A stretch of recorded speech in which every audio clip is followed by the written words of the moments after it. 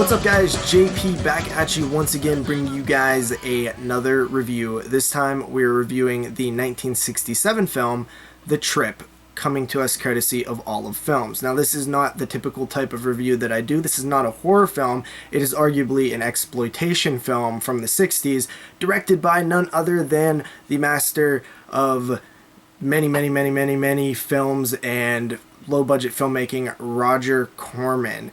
And it is actually written by none other than Jack freaking Nicholson. So Jack Nicholson has done everything throughout his career. He's worked with Roger Corman previously on Little Shop of Horrors and I believe The Terror, and he actually wrote this film, which I found intriguing enough to check this film out alone.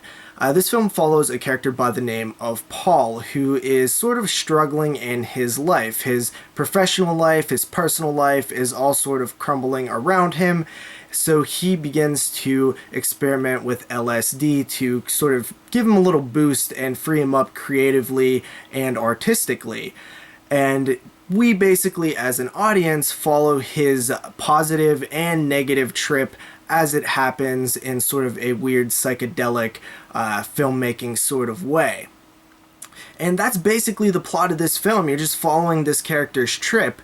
And I gotta say right away that I am not very familiar with hallucinogenics or any type of psychedelics. I have very limited experience with that stuff, so all of this is very, I wouldn't say new, but it's a foreign world to me. So I don't know how realistic it is, but I do know that how I would imagine it, it's very well represented in this film, just from my limited knowledge on hallucinogenics and psychedelic drugs.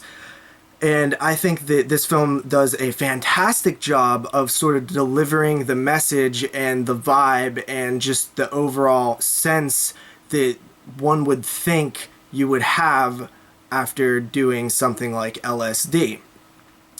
There's a lot of different types of trip moments in this film. Everything from just crazy colors and lights with good music and camera work, that just scenes that last a very long time, where honestly it is just very hypnotic.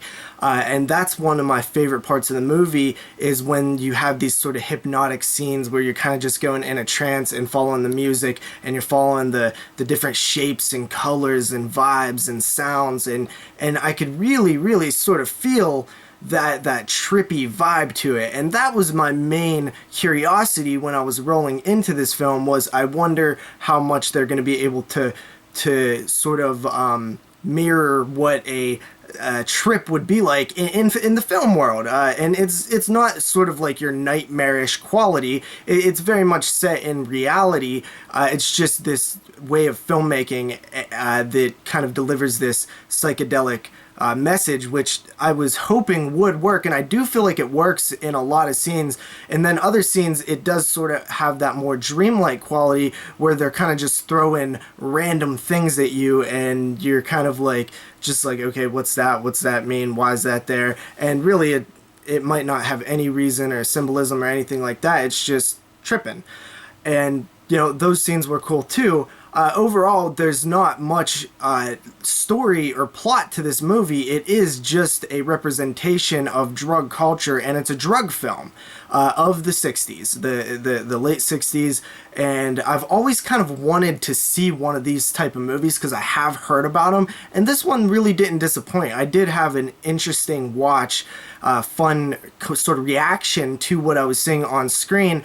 The only negative that I will say is there's no special features on this Blu-ray, which was kind of disappointing to me, considering this is the type of stuff that you want to hear about. You want to hear what their thought process was doing this film, especially, you know, Roger Corman, who apparently took LSD to sort of know what he was making a film about, because you kind of need to know to represent it accurately. And apparently Jack Nicholson wrote the script based on his previous experiences with LSD.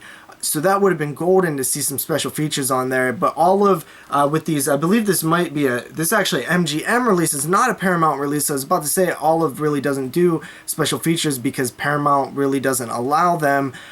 Here and there they go, but this is MGM. MGM should there should definitely be some special features, but maybe Olive just didn't feel like this is a film that would sell, that would warrant them to invest money in special features. Either way, though, the experience is fun enough. Special features would have been nice, but there's none there. Overall, I very much enjoyed this little watch. It's kind of out of my realm a little bit, but I was very interested in it. That's why I requested this one to review, even though it wasn't a horror film, which is not necessarily my cup of tea.